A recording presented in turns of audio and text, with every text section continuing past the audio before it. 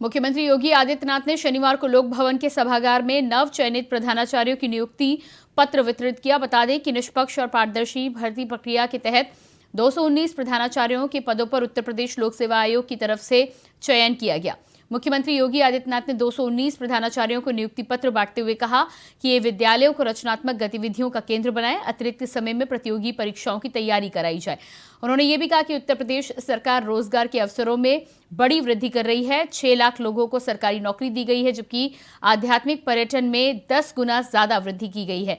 पहले जहां 1.5 करोड़ श्रद्धालु आते थे, आज इनकी संख्या बढ़कर 30 करोड़ सालाना हो चुकी है। ये भी रोजगार के अवसरों में काफी वृद्धि कर रहा है। इस मौके पर माध्यमिक शिक्षा राज्य मंत्री गुलाब देवी और वरिष्ठ अधिकारी भी उपस्थित रहे।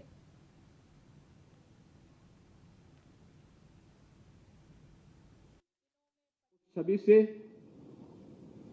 उभारने का एक प्रयास भी हुआ।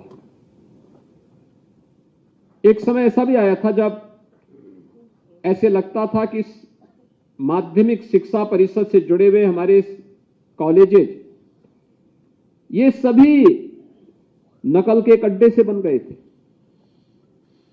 ठेके में नकल होती थी। बहुत सारे जनपद तो इसके बदनाम के केंद्र हो गए थे।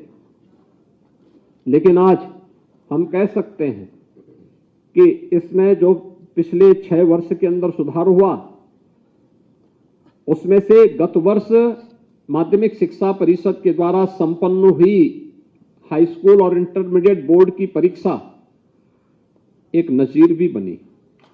आपने देखा होगा, एक समय ऐसा भी होता था जिसमें साल भर केवल परीक्षा, परिणाम और प्रवेश, इन तीनों में 3/4 समय खर्च हो जाता था। यानी 3 महीने तक परीक्षा, अगले 3 महीने परिणाम आने में और अगले 3 महीने प्रवेश होने में लग जाते थे। और बाकी जो 3 महीने बचते थे, इसमें पर्व और त्योहार भी होने हैं, छुट्टी भी होनी है। तो स्वाभाविक रूप से जो एक कार्य इस दिशा में आगे बढ़ना चाहिए था, वह नहीं हो पाता था। ये पहली बार हुआ है और मुझे लगता है कि पूरे देश के लिए नजीर भी बना कि 14 से 15 दिन के अंदर परीक्षा, माध्यमिक शिक्षा के 56 लाख विद्यार्थियों की परीक्षाओं को संपन्न कराना और अगले 14 दिन के अंदर परिणाम लाना, ये माध्यमिक शिक्षा ने गत वर्ष करके दिखाया। नकल विहीन परीक्षा होगी, यह भी करके दिखाया। और उसने अन्य बोर्ड और उन संस्थाओं को जो परीक्षाएं कराते हैं, उनके लिए एक मानक भी इसके सामने प्रस्तुत किया। अगर 56 लाख विद्यार्थियों की परीक्षा एक तय समय सीमा के अंदर संपन्न की जा सकती है, कोई कारण नहीं कि हम शिक्षा की गुणवत्ता को बनाए रखते हुए अन्य जो भी सुधारात्मक कदम उठाए जाने हैं, इनको भी हम समयबद्ध तरीके से आगे न बढ़ा सकें। अवश्य किया जा सकता है।